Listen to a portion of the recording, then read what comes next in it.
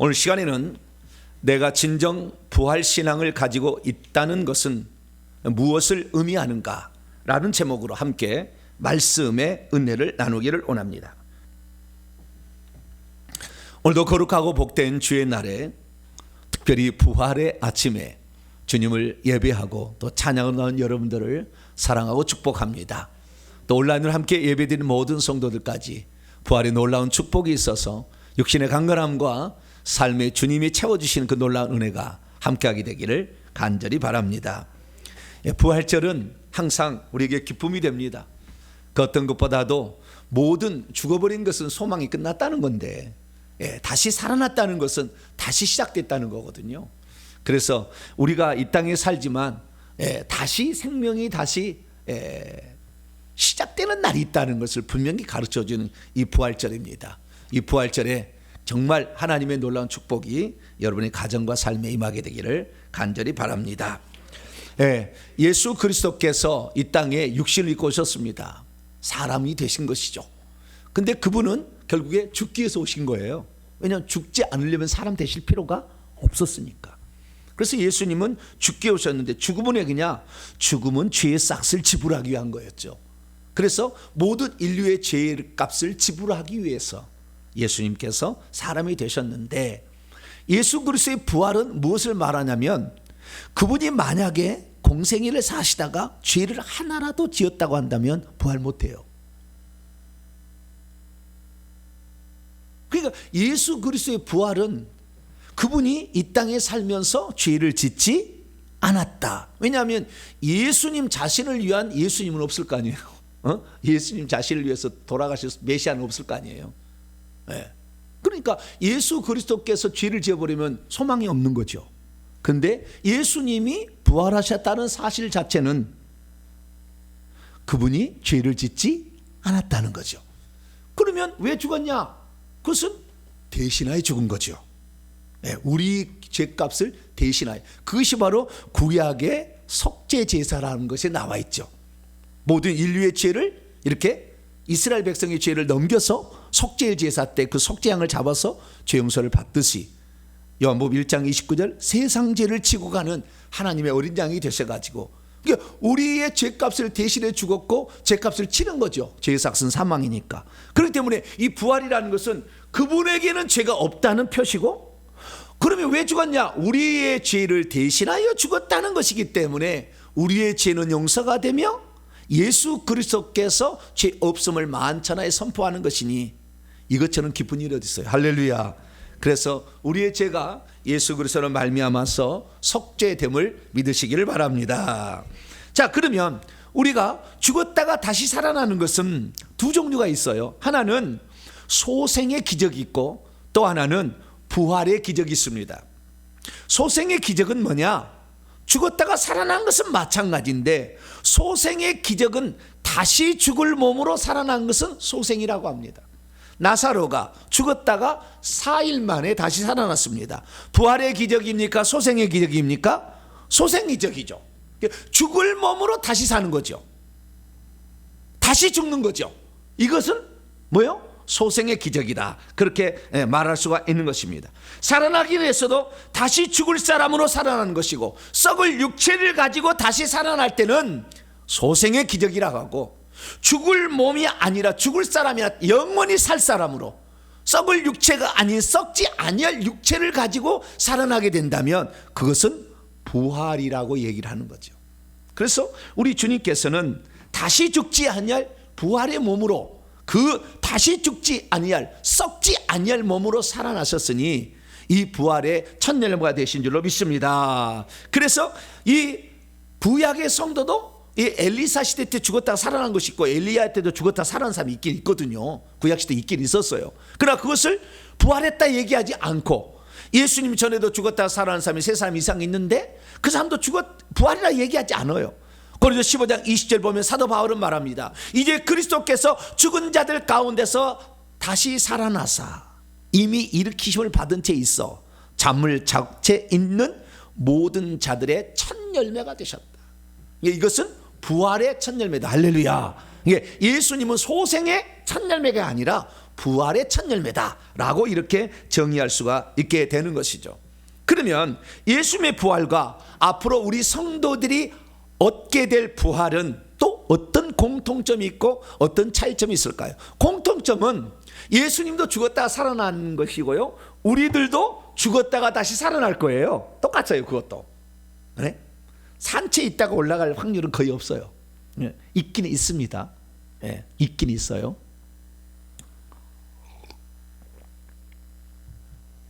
구약에 산채로 이렇게 있다가 그대로 죽음을 보지 않고 그냥 확 올라간 두 사람이 있어요. 에녹, 엘리야, 두 사람. 죽었는데 시체를 찾을 길이 없는 모세도 있긴 있죠. 그래서 약 세 사람 정도, 아니 모세는 죽을 것 같습니다. 살아서 간 사람 두 사람 정도 있습니다. 그러나 신약에서 살아서 죽어서 가는 사람은 없는 것 같아요. 그래서 우리는 다 죽게 되었습니다. 그래서 예수님의 부활과 우리 성도들의 부활의 공통점은 뭐냐? 둘 다 죽으셨고 우리도 죽을 거지만 다시 살아난다는 것은 공통점. 그러면 차이점은 뭐냐? 예수님은 그 몸을 가지고 그대로 부활하신 것이고 우리는 이 몸으로 부활하지 아니하고 이 썩을 육체, 죽을 육체로 부활하지 아니하고 썩지 아니할 변형된 부활의 몸으로 부활한다는 겁니다. 할렐루야. 예수님의 몸은 그 33년 공생애를 쓰셨던 그 몸 갖고 그대로 부활하신 것이고 우리는 이 몸을 갖고 부활한 게 아니에요. 이 몸은 흙에서 왔기 때문에 다시 흙으로 갈 거예요. 이 몸이 아닌 새로운 몸으로, 부활의 몸으로, 그것을 영의 몸이라고 합니다. 이 몸으로 우리를 부활하는 것입니다. 그래서 우리가 이 부활에 관하여 사람이 믿지 못하는 이유는 두 가지인 거예요. 예수님의 부활하고 우리가 장차 부활할 것은 약간의 차이가 있기 때문에 그러는 거예요. 그래서 사람들이 오늘도 부활을 부활을 믿지 못하는 이유는 뭐냐면은 예수님은 그 몸 갖고 그대로 부활했잖아요. 그런데 우리는 이 몸 갖고 부활하지 않고 영의 몸으로 부활한다는 말이죠. 그렇기 때문에 영의 영역에서 일어나는 일이고 지금도 부활절 입고 가는 거예요. 지금도 부활절 입습니다. 죽으면 바로 부활절 입습니다. 그러나 우리의 육안으로는 볼 수가 없는 거죠. 그래서 부활신앙이라는 것은 못 믿겠다는 거죠. 왜? 만약에 내가 누군가 죽었어요. 근데 그 몸을 그대로 갖고 부활해서 올라간다. 그러면 다 믿겠지. 안 그래요? 부활이 있다는 거 믿겠어요? 안 믿겠어요? 믿지만 우리가 볼 때는 분명히 죽었어. 시체야. 죽었어. 썩어. 그런데 부활의 몸이 있다고 그러잖아. 그럼 믿을 수 있어요? 없어요? 내 눈에 안 보이는데 어떻게 믿어? 이렇게 생각하는 거잖아요. 그래서 예수님의 부활하고 우리의 부활은 부활할 것은 마찬가지예요. 그런데 예수님의 부활과 우리 부활의 차이점이 뭐냐면 예수님은 그 몸 가지고 그대로 부활할 거지만 우리는 영의 몸으로 부활체라고 하는 거, 부활의 몸으로 부활을 한다는 거죠. 그런데 그 부활의 몸은 육안으로 볼 수가 없다는 거죠. 그래서 우리는 이 영의 몸으로 부활해서 육체적인 부활이 아니기 때문에 이게 진짜 있을까? 이런 물음표를 던지는 것입니다. 그 다음 두 번째, 영의 몸이 있다고 하는데 이 영의 몸은 어떠한 몸의 상태일까? 우리는 육신이라는 이런 상태가 있잖아요. 배가 고프고 아프고 다치고 피곤하고 얻어맞을 수도 있고 이런 몸인데 영의 몸은 과연 피가 날까? 영의 몸은 피곤할까? 영의 몸 피곤할까요? 안 피곤할까요? 모르지. 영의 몸을 안 입어봐가지고 그걸 어떻게 알아? 영의 몸 잘 모르니까 영의 몸. 근데요 우리가 하나 알 수 있는 것은 예수님께서 육체를 입고 오시면 그것을 부활할 때 영의 몸으로 바꾼 겁니다. 아시겠죠? 예수님이 육체로 계실 때는 벽을 뚫고 다녀서 못 갔어요? 못 갔죠. 그 한계가 있었던 거예요. 그런데 예수님이 죽고 부활했을 때 그 부활의 몸은 영의 몸으로 바뀐 거예요. 그 예수님은 그 몸을 그대로 가지고 부활하신 이유가 있어요. 그건 따로 나 좀 이따 얘기하고. 근데 우리는 육체가 부활할 게 아니라 이게 무덤을 좋게 만들 필요가 있어요? 없어요? 없어. 바보야 그거. 거기다 오동나무 갖다 관 싼다고 해서 무슨 좋게 부활하고 이러지 않아. 그냥 아무거나도 그냥 그냥 편안하게 무리 없이 그냥 장례하면 되는 거예요. 거기다가 뭐 비석세 막 멋지게 할 필요가 절대 없는 거예요. 네. 어쨌든 우리는 영의 몸으로 부활하게 되는데 이 영의 몸이 어떤 것인지를 잘 모르겠다는 거죠. 영의 몸이 피가 흘리나? 영의 몸이 영의 몸이 피곤하나? 영의 몸은 먹어야 사나? 영의 몸은 화장실을 가나? 나 이렇게 많은 궁금한 점이 있어요. 그 다음에 또 하나, 그 영의 몸이 부활한다는 영의 몸은 영원한 영광의 등급으로 부활합니다. 영의 몸에 등급이 있어요. 똑같지 않다 그 말이에요. 그래서 사도 바울은 좀 이따 얘기합니다만 해와 달과 별도 그렇게 표현했는데 등급이 있어요. 영의 몸에 등급이 매겨져 있다는 거예요. 그래서 그런 얘기를 하게 되면 사람들은 어떻게 해요? 에이 뭐 그런 일이 무슨 이 영광의 정도는요 빛이 확 나오는 정도로 표현이 됩니다. 천국에 가면. 그러니까 내가 얼마나 영광스러운 존재인가 아닌가는 어떻게 되는 거예요? 그 사람의 빛이 뿜어져 나오는 것을 보면 돼요. 최고의 빛이 뿜어져 나오신 분은 예수 그리스도, 그분이고 그 다음에 빛이 이제 나는 거예요. 옷에서도 나고요, 그 다음에 몸에서도 납니다. 그래서 우리가 빛이 나는데 그런 차이가 있다는 거죠. 그런데 그것은 우리가 볼 수가 없잖아요. 볼 수가 없어. 특히 제가 늘 차등상금 얘기해서 우리 몸의 영광의 등급이 다르게 부활한다 그 말이에요. 이걸 제가 계속 얘기하고 있어요. 사도 바울은 고린도 15장에 부활장에서 이렇게 얘기합니다. 해의 영광이 다르고 달의 영광이 다르고 별들의 영광도 다르다. 그 영광인데요, 그 영광이 헤테로스 다른 게 아니고 알로스로 달라요. 헤테로스라는 전혀 다른 차원이 아니고 같은 차원인데 똑같은 빛인데 그 빛의 크기가 다르다는 거죠. 같은 종류의 다름은 알로스라고 하거든요. 그래서 해의 영광이 어너드하고요, 달의 영광이 어너드하고 디퍼런트가 아니란 거죠. 별들의 영광이 있는데 별과 별의 영광이 다르다를 원문에 보면 별이 영광 안에서 자신을 구별한다. 그러니까 해는 하나고 달도 하나인데 별들은 여러 개잖아요. 그 별들이 빛의 정도가 다 다르잖아요. 그렇죠? 그래서 가장 빛나는 것은 해, 두 번째는 달, 그 다음에는 별인데 별도 등급이 있다 그죠? 천국엔 이렇게 부활한다는 겁니다. 부활의 몸이. 그래서 우리가 비록 육체는 지금 썩을 것이고 파멸될 것으로 이렇게 되지만, 약한 것이지만, 그러나 우리가 부활할 때는 어떻게 되는 것입니까? 그렇지 않다는 것입니다. 그래서 저와 여러분들은 이제 이 육체를 가지고 있는데, 육체는 이 비천한 것이고, 그 다음에 육체는 약한 것이고, 또 육체는 썩을 것이지만, 이 썩을 것이 썩지 아니할 것이고, 비천할 것이 영광스러운 것으로, 약한 것이 강한 것으로 살아나는 이 놀라운 영적 비밀을 온전히 믿어서 영이 부활의 몸을 입을 때 영광스러운 몸을 얻게 되길 간절히 바랍니다. 자, 그러면 예수님께서는 왜 그러면은 그 육체 버려버리고 그냥 그 육체는 그냥 무덤에 버려버리고 그냥 부활의 몸으로 부활하시지 왜 육체를 가지고 가셨냐는 거예요. 첫째, 만약에 육체가 거기에 놔두고 부활하셨다면 예수님이 부활한지 안 하는지 알 수가 있어요, 없어요? 모르지. 그 시체가 거기 있는데 어떻게 부활했다고 믿어? 아무도 안 믿지. 예수님은 특수한 상황이 있었던 거예요. 아시겠죠? 네. 그러니까 예수님이 육체를 그대로 가지고 부활한 것은 사람들에게 부활했다는 것을 분명히 증거를 남겨야 되잖아요. 근데 우리가 지금 부활하는 것은, 우리가 죽으면 육체는 그대로 있고 영의 몸으로 부활을 하기 때문에 우리는 볼 수가 없어. 그러니까 내가 부활했냐 안 믿냐 안 믿잖아. 지금도 세상에서 안 믿잖아요. 그래서 예수님은 안 믿는 자들에게 확실하게 부활했다, 빈 무덤을 남겨놔야지. 그래서 예수님은 그 몸을 가지고 부활하셨다, 이렇게 말할 수 있습니다. 두 번째는 뭐냐?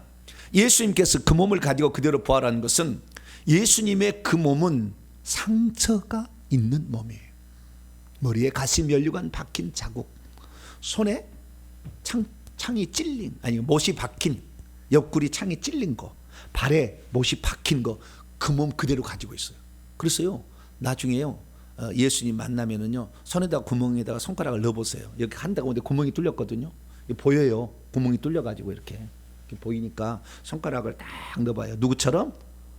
도마처럼 딱 넣어봐. 이렇게. 예수님은 그 몸을 그대로 가지고 간 것은 내가 인간이 되어서 너희를 위하여 죽었다는 것을 나는 영원히 너희들에게 간증으로 남기겠다, 이거예요.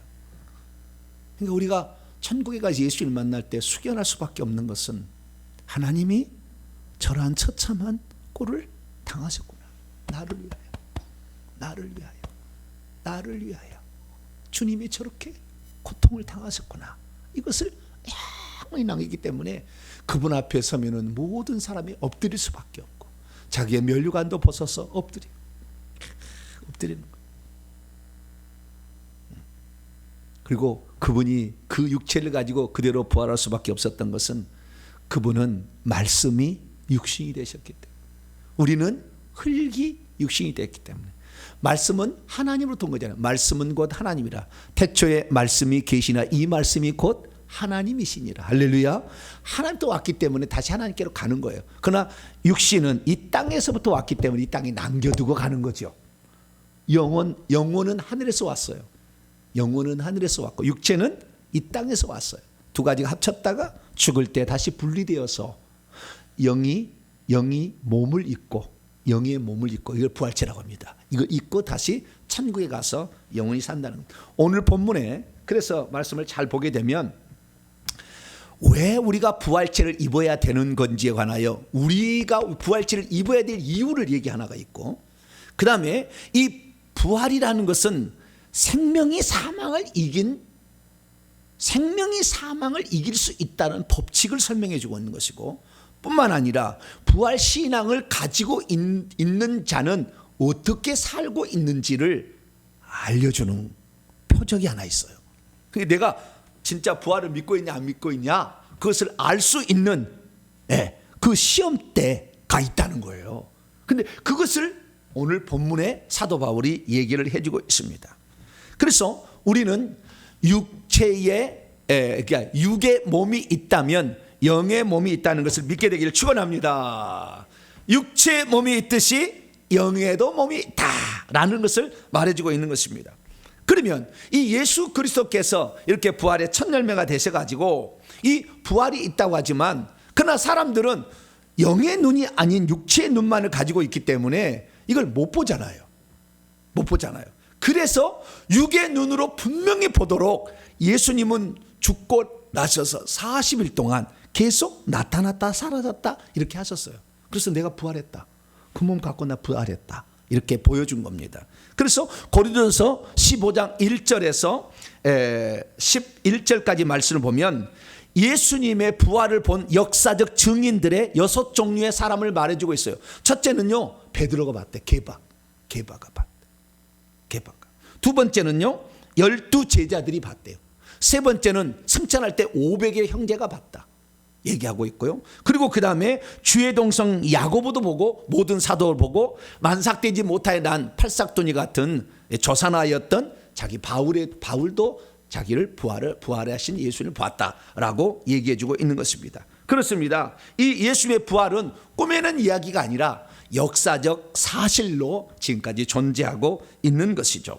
그래서 사도 바울은 그러면 왜 우리는 그 부활체를 입고 천국에 들어가는가, 그 이유를 다시 한번 정리해주고 그 다음에 생명과 사망의 강해를 정리해주면서 부활신앙을 갖는 자들의 특징이 뭔지를 우리에게 알려주는데, 그 본문 말씀을 통하여 우리의 부활신앙이 견고해지는 이 시간 되기를 바랍니다. 자, 그럼 오늘 본문 말씀은 어떤 말씀입니까? 성도들이 부활한다는 것은 예수님에 의해 사망이 생명에 의해 패배당하는 것이니 성도들도 반드시 부활할 것을 기대하며 더욱 견실하여 흔들리지 말고 주의 일에 더욱 힘쓰는 자들이 되라고 했다는 말씀입니다.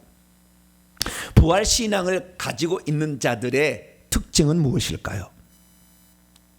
그것을 사도 바울은 오늘 58절에 세 가지로 얘기를 하고 있습니다. 첫째, 견실하다는 거예요. 그것은 신앙이 흔들리지 않는다, 확고부동하다라는 것을 뜻합니다. 그래서 이 요동치 않는 그런 믿음을 갖는다라는 것이죠. 두 번째는 흔들리지 않는다는 겁니다. 신앙이 흔들리지 않는 거예요. 그 한 번 가진 그 믿음을 지속적으로 계속해서 가지고 간다, 그런 말입니다. 세 번째는 뭐냐? 주의 일을 하되 넘치도록 풍성하게 한다는 거예요.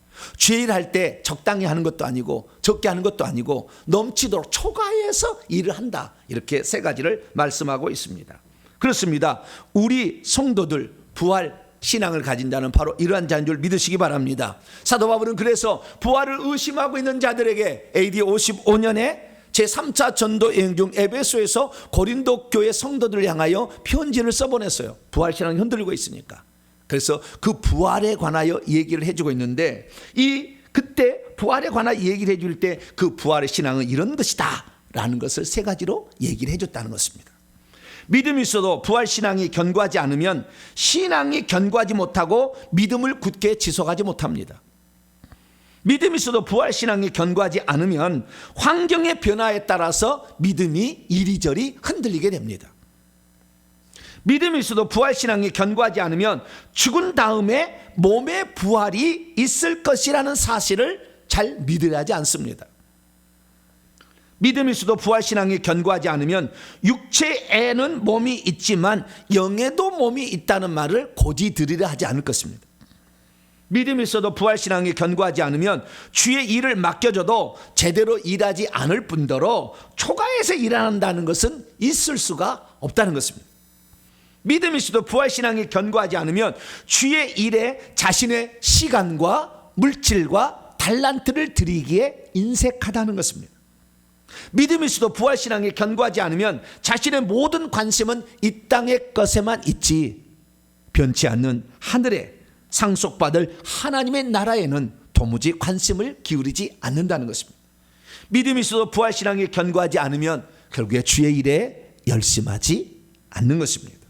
그러므로 우리 성도들은 죽은 다음에 몸의 부활이 있다는 사실을 알고 몸의 부활 때는 영광의 차등으로 부활한다는 사실을 분명히 아시고 부활의 그날에 좀 더 영광스러운 부활을 얻기 위하여 오늘부터 더 전진해 나가는 복된 성도되기를 축원합니다. 자, 그럼 왜 성도들은 견고하지 않는 이 흔들리는 부활 신앙을 갖게 되는 것일까요? 그것은 결국에 부활은 영의 몸이잖아요. 영적 세계들. 왜 그러나 두 가지 이유 때문에 부활 신앙이 견고하지 않아요. 첫째는 눈에 안 보이는 영의 세계에서 일어날 일이라는 거예요. 부활은 지금도 죽으면 바로 일어납니다. 주님 오실 때만 부활하는 게 그것은 마지막 우주적인 부활인 것이고 주님 오실 때 재림 때는 그때는 산 자들은 휴거고요. 죽은 자들은 부활이겠죠. 휴거와 부활이 동시에 일어나지만 지금은 뭐요? 지금은 바로 부활이 개인적 부활이에요. 지금 가서 올라가서 천년 동안 왕노를 하는 것입니다. 그래서 우리가 개인적 부활인데 이런 부활을 눈으로 볼 수 있다 없다? 없다는 것이죠. 없다는 것입니다. 그러나 우리가 이 부활 신앙을 가져야 될 이유는 뭐냐면 우리가 장차 부활의 몸을 입어서 그 하나님의 나라를 유업으로 받을 텐데 이 육체를 가지고 하나님의 나라를 유업으로 받을 수 없다는 거예요. 그러니까 우리가 부활해야 될 이유는 다른 게 아니고요. 하나님의 나라를 얻기 위한 합당한 몸을 입는 겁니다. 육체는 이 땅에서 우리가 이 땅에서 땅을 얻기 위하여 이 땅에서 물질을 얻기 위하여 육체가 필요한 거잖아요. 그런데 천국에 들어갈 때는 뭐요? 그 나라에 들어가서 그 나라를 물려받기에 합당한 몸이 필요한 거예요. 그래서 우리가 부활체를 입는 것이다 라고 바울은 얘기하는 거예요. 그러니까 우리가 부활체를 입어야 될 가장 중요한 이유는 죽은 다음에 받을 상이 있다는 겁니다. 할렐루야. 이걸 물려받으려면 거기에 합당한 몸이 필요한다는 겁니다. 그래서 오늘 사도 바울은 50절에서 53절에 뭐라고 하냐? 형제들아, 내가 이것을 말한다. 피와 육체를 가진 이 존재는 하나님의 나라를 상속으로 받을 수 없다. 그 자격이 안 된다. 썩을 이 몸이 썩지 아니할 것을 어떻게 유업으로 받겠느냐? 썩지 아니할 하나님의 나라가 있는데 그것은 우리의 육체는 죽고 우리의 영이 호련히 변화해서 몸을 입어가지고 그 몸으로 가서 천국에서 받는다라고 말하고 있다는 것입니다. 할렐루야. 그래서 우리가 만약에 주님 오실 때까지 죽지 않고 있다고 한다면 뭐요? 나팔 소리와 함께 주님 재림 때 호련히 갑자기 눈 깜짝할 사이에 싹 변할 겁니다.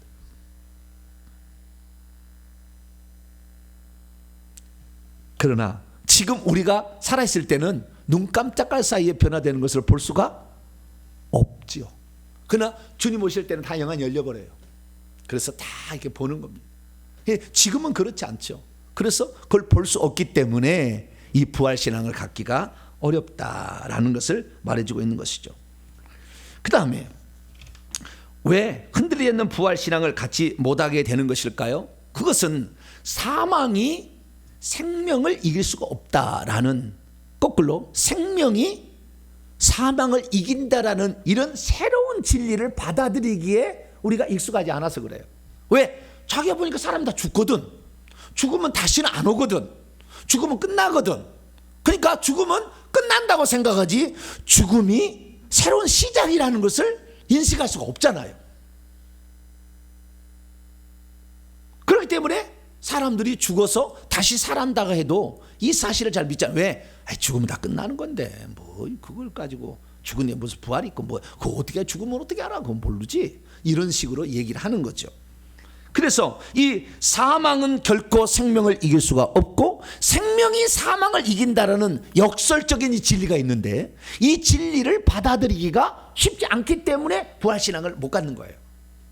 그러나 주님께서는 뭐라고 말씀하십니까?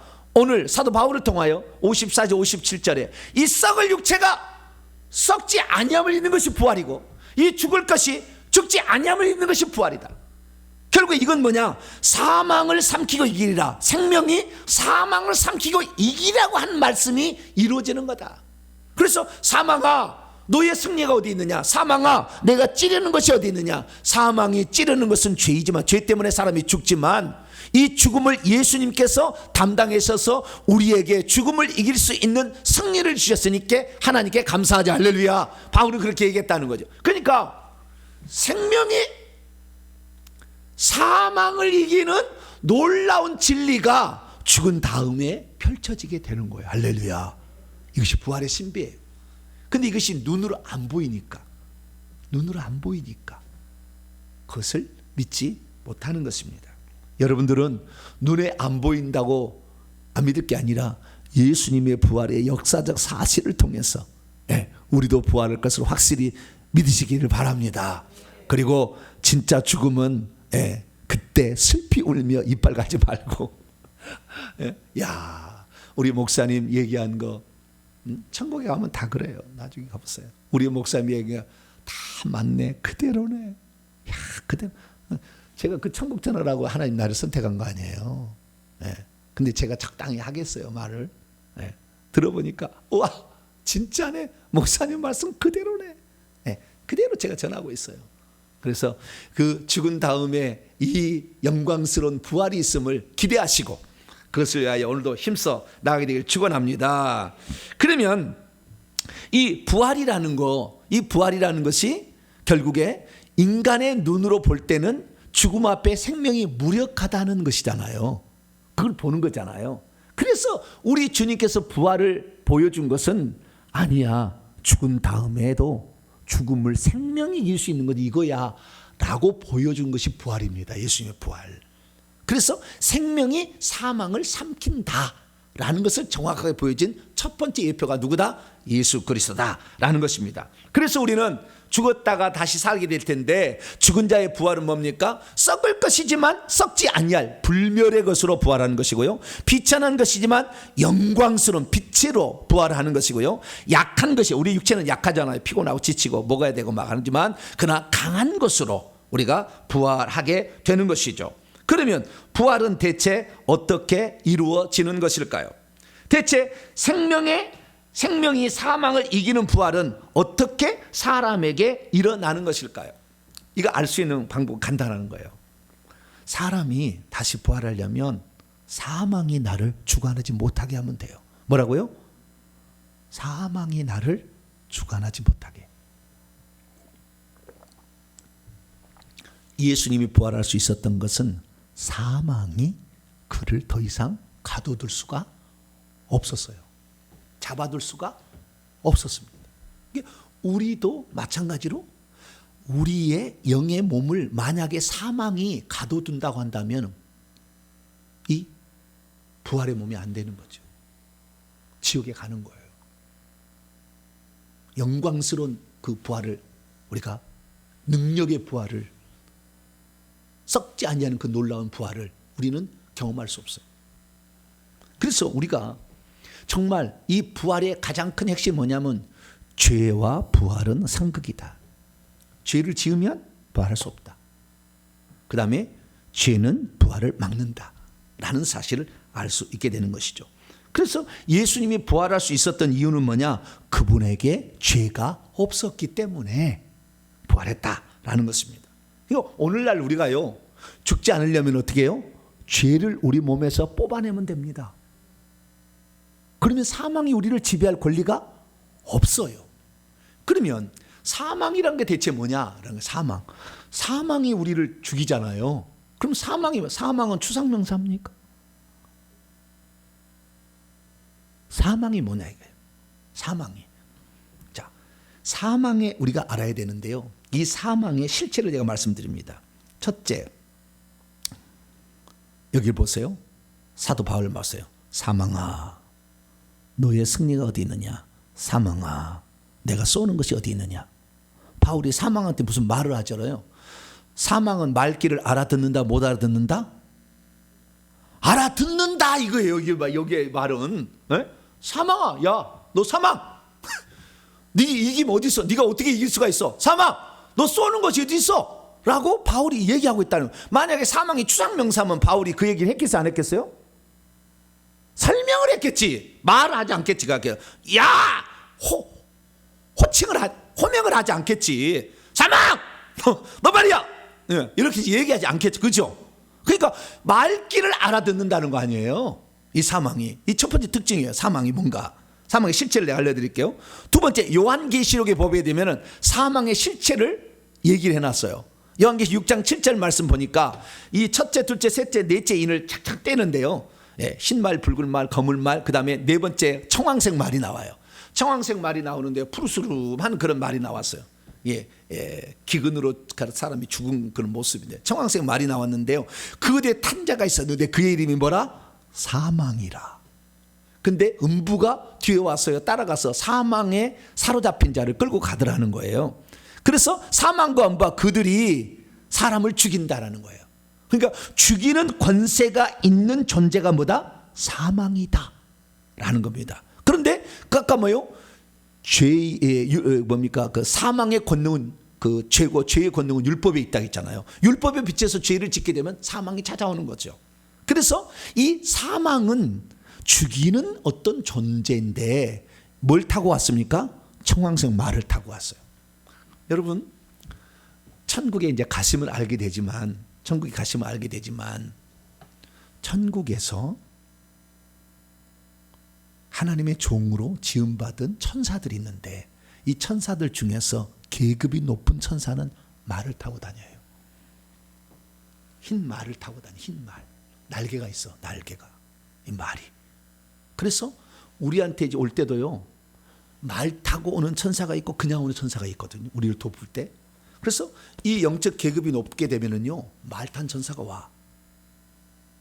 여기도 지금 사망이 얼마나 높다? 청황색 말을 타고 있잖아요. 그런데 이 말은 흰 말이 아니잖아요. 그죠? 그건 이게 뭐요? 사단에게 속한 말이에요. 검은 말, 뭐 이런 거 아시겠죠? 붉은 말, 이런 건 다 이 땅이 속한 거예요. 이거 천국에서 떨어졌을 때 그 말들도 같이 떨어져 가지고 그 높은 권세가 있는 거예요. 그러니까 높은 권세가 있는 귀신이다. 영적 존재다. 사망이. 그것을 암시를 하고 있는 것이죠. 그리고 마지막으로 하나 더 구절이 사망의 실체를 알려주는데요. 백보자 심판 때 바다가 그 가운데 죽은 자들을 내어주고 사망과 음부도 그것들 자기들 가운데 있는 죽은 자들을 내어주매 사람이 자기 행위대로 심판을 받고 사망과 음부도 불못에 던져진다라는 걸 통해서 어떤 질 수 있는, 던질 수 있는 존재라는 걸 말해주고 있어요. 그렇죠? 던진다, 질 수 있는 존재다. 그래서 사망과 음부도 결국에 이게 던져지는데 이 던져지는 곳에 둘째 사망 불못에 들어가는 걸 보니까 사망과 음부도 인격체일 것 같다라는 것을 알 수 있죠. 왜 그렇습니까? 이 불못에 던져질 존재는 이 요한계시록 20장 10절에 보면 마귀, 짐승, 거짓 선자, 이건 사탄의 삼위일체예요. 요한계시록 16장 13절 14절을 보면 개구리 같은 새 더러운 영, 이 사탄의 삼위일체입니다. 용과 짐승과 거짓 선자가 이건 어떠냐? 귀신의 영들이라고 하잖아요. 이것이 결국에 어떻게 해요? 이 세 가지가 불못에 던진다. 근데 사망과 음부도 불못에 던졌다라는 것을 말을 통하면은 결국에 사망도 뭡니까? 일종의 귀신이에요. 천사의 타락한 천사인 거죠. 그래서요, 제가 아는 목사님이 영안이 활짝 열린 분이 계시는데 그분이 자기의 아버지가 죽을 때를 본 거예요. 이렇게 아버지가 나이가 목사님이셨는데 나이가 많다가 이렇게 돌아가셨어요. 갑자기 이렇게 뭘 먹다가 돌아가셨는데 가 보니까 아버지가 거의 죽을 그런 가까이 됐어요. 그리고 어떻게 죽는가 딱 봤더니요, 이렇게 사망이 온 거예요. 사망의 실체를 본 거예요. 사망이 어떻게 됐냐면요, 주멸인데 아세요? 주며느리 딱 마른 거 있죠. 동그랗게 말아버리잖아요. 가드르 그렇게 가다가 동그랗게 만 거. 옛날에 시골에 집으로 진 집에 가면 그게 많아. 발이 여러 개 달렸어요. 그래서 동그랗게 말아버려. 사람이 가면은 동그랗게 딱 말아 동그랗게 되잖아요. 그렇게 동그란 공처럼 생겼어요. 공처럼인데 시커매. 뭐라고요? 시커매. 시커매가지고 동그란 이런 것들이요, 수만 개가 발에서부터 이렇게 수만 개의 그런 동글동글한 시커먼 것이 팍 이렇게 올라오는 거예요. 이렇게. 그래가지고 여기까지 올라오니까 숨이 이제 멎으려고 하는 거예요. 그러니까 이 목사님이 우리 아버지 죽으면 안 돼. 그래가지고 손으로 이분은 뱀을 짚으며라는 성경 말씀 있잖아요. 그렇지, 영을 짚을 수가 있어. 안 돼! 응급실에 이제 중환자실인가요? 중환실에 있는데 안 돼! 그래가지고 막 걷어냈어. 그러니까 이놈들이 손에 닿으니까 팍팍팍 이제 튀기듯이 나가는 거예요. 이 영권이 있으니까 나가는 거예요. 그래서 살려놨어요. 그랬더니 또 다시 이렇게 올라오더라는 거예요. 몇 번을 하다가 어차피 언젠가는 죽을 게 될 텐데 이렇게 맨날 사망의 이 실체를, 영적 실체를 내가 쫓는다고 해서 우리 아버지가 안 돌아갈 거 아니고 이제 길을 다 마치셨으니까 놔둬야 되겠다. 그랬더니요, 아버지가 숨을 쉬고 있는데 여기까지 딱 올라가니까 숨이 딱 멎더래요. 이게 사망이에요. 사망의 실체. 예수님은 왜 이 땅에 오신 줄 알아요? 사망의 세력을 갖고 사람을 겁주는 이 사탄 마귀를 쓸모없게 만들고, 그래서 이 두려워하는 사람들을 해방시키려고 예수님이 이 땅에 오신 줄 믿으시기 바랍니다. 그래서 히브리서 기자는 말합니다.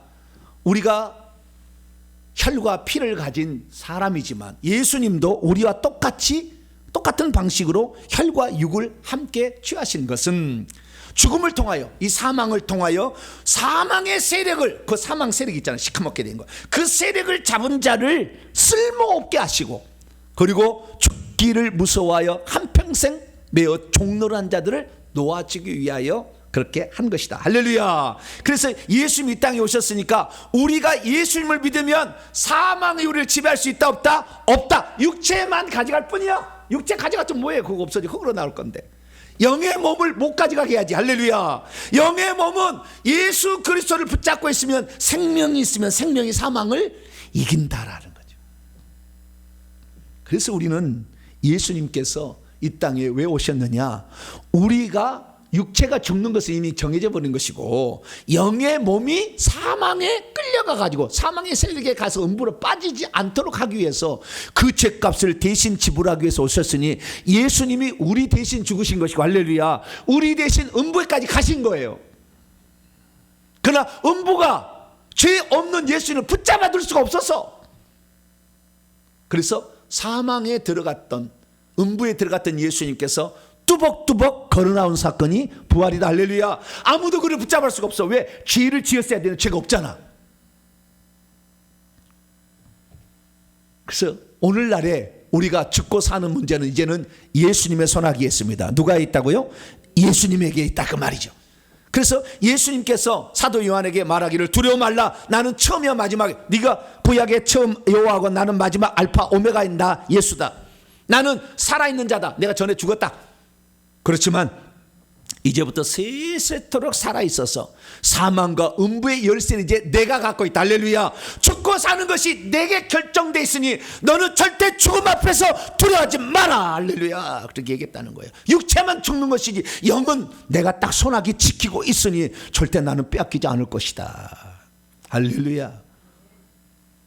죽는 것도 하나님이 허락해야 죽는 거예요. 너무 죽음을 두려워하지 마세요. 자, 내가 죽으려고 해요. 따라서 합시다. 죽을 때가 됐구나. 시작. 죽을 때가 됐구나. 주님 오라고 할 때가 됐구나. 그렇게 인정하시면 돼. 할렐루야. 그런데 죽을 때가 됐는데 죽음을 기다리고 있어. 근데 안 죽어. 그러면 따라서 합시다. 일할 것이 남아있구나. 시작. 일할 것이 남아있구나. 할렐루야. 그렇게 생각하시면 돼. 왜? 나중에 순교할 때 마찬가지야. 딱 죽는데 내 순번이 됐어. 하나님 나 죽기 싫어요. 그러지 말고 뭐래요? 죽을 때가 됐구나. 주님이 나를 부르실 때가 됐구나. 이렇게 인정하시면 돼. 뭘 그렇게 할 필요 없어. 죽음 앞에 들어올 필요 없어. 예. 그런데 하나님께 안 죽을 사람은 어때요? 목사님이 제가 얘기한 또 간증을 들어보니까 그러는 거예요. 인민군한테 붙들렸대. 인민군한테.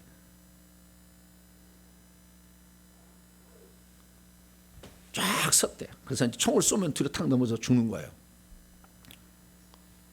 여기 있는 것들 예수 믿는 것들 다 앞으로 나와 그랬더래요. 그 인민군이 이렇게 동그랗게 되게 따발총 전에 생기잖아요. 이걸로 쏘기 전에 예수 믿는 것들 다 나와 그러더라는 거예요. 그래서 예수 믿는 것들 먼저 죽이려고 그런 건지 알 수 없잖아요.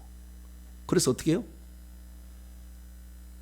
죽을 때 죽을더라도 예수 믿을 때 신앙 고백을 하자. 어떤 한 사람이 차 앞으로 나왔어요.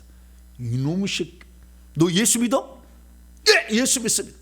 이색 따라와. 끌고 그냥 끌고 가는 거예요. 그러니까 사람들이 얼마나 겠어요. 이제 완전 이제 죽었네 그런 거예요. 쫙 끌고 가지고 쫙 가지고 거기다가 발로 딱 차니까 엎드려 팍 뛰었어요. 따발총을 쓰는 게 아니라 옆에다가 따다다다닥 쏘았어요. 빨리 가. 나도 예수 믿는 사람이야.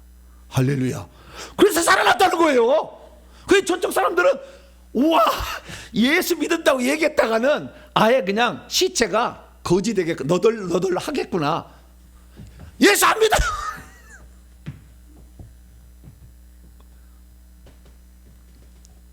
죽을 때 죽더라도 뭐요? 딱 죽을 것 같으면 뭐요? 죽을 때가 됐구나 생각하시면 인정하세요. 뭐 육체 죽는다고 뭐 영혼 죽는 거 아니니까. 그랬다는 거예요. 그래서 우리가 이 부활신앙이라는 것은 죽은 다음인데 확실히 보이지 않기니까 사람이 안 믿지만 이게 예수님이 부활이 무엇인지를 처음으로 보여주셨고 그 믿음을 갖는 모든 자들에게는 부활한다는 가르쳐 주셨으니 그 믿음에 흔들리지 않게 되길 바랍니다. 그리고 우리가 주님 모시는 그날까지 이 땅에서 좀 더 주의를 하려면요 회개를 많이 해서 죄를 내버리면 돼. 그러면 잘 안 죽어. 안 죽어. 내 죄 회개하시고 그 다음에 내가 예수 믿기 전에 회개하시고 그 다음에 내 조상들이 지은 죄를 회개하면 잘 안 죽어요. 열심히 회개할 수 있게 되기를 축원합니다. 자, 그러면 이 마지막으로 부활 신앙을 가진 자들의 특징은 뭐냐? 특징은 그렇다는 거예요. 첫째는 뭐냐면은 견실하다, 확고부동하게 되어라. 첫째는요, 견실하다. 믿음이 견실하다는 것입니다. 다시 말해서 하나님의 말씀에 중심을 붙잡고 흔들리지 않는다는 거예요. 두 번째는 흔들리지 않는다는 것은 무엇이 말냐면은 어떤 환경에 놓여 있어도 이 사람이 이리 갔다 저리 갔다 하지 않는다는 거예요. 환경에 밀리지 않는다는 겁니다. 환경에 핍박의 환경, 어려운 환경에 흔들리지 않는다는 거예요. 세 번째는 뭐냐면 주의 일에 더욱 힘쓰는 자들이 된다. 힘쓰는 자들이 된다는 말을 헬라 원문을 보니까 풍성하게 된다는 말이에요. 페리슈오라는 말인데 넘치게 하다, 풍부하게 하다, 초가하게 하다. 이 말은 무슨 말입니까? 내가 죽은 다음에 부활이 있다는 것을 믿는 사람은 오늘 믿음이 흔들리지 않아. 환경에 흔들리지 않아. 꾸준히 지속적으로 그 일을 해. 뿐만 아니라 주의 일을 풍성하게 넘치도록 한다는 거야. 왜? 죽은 다음에 하나님 나라를 유업으로 물려받을 시간이 오기 때문에. 할렐루야. 부활을 기다려. 그래서 청소하라고 하면은 뭐예요? 1년에 2번 하라고 했더니 한 번 하다가 딱 끝난 사람 뭐예요? 부활신앙이 별로. 2번 하라고 했더니 3번 하는 사람은 넘치도록 하잖아. 할렐루야. 왜? 죽은 다음에 그 영원한 그 영광의 정도가 차이가 있는데 조금 더 우리가 이때 주의 일에 힘쓰면 뭐예요? 부활의 영광이 다르다니까. 할렐루야. 이게 다르기 때문에 오늘 우리가 수고하고 노력하고 힘들어도 고난이 있어도 핍박이 와도 배가 고파도 옷을 못 입어도 우리는 행복해. 할렐루야. 왜? 부활 때 영원히 우리가 지속할 나의 영광이 기다리고 있다는 것을 알기 때문에. 할렐루야. 그래서 사도 바울은 이 부활신앙의 마지막을 58절 끝부분에 뭐라고 했느냐? 부활신앙이 있는 자는 주의 일에 넘치도록 한다. 거꾸로 합니다. 주의 일을 넘치도록 하지 않는 사람은 부활신앙이 희미하기 때문에.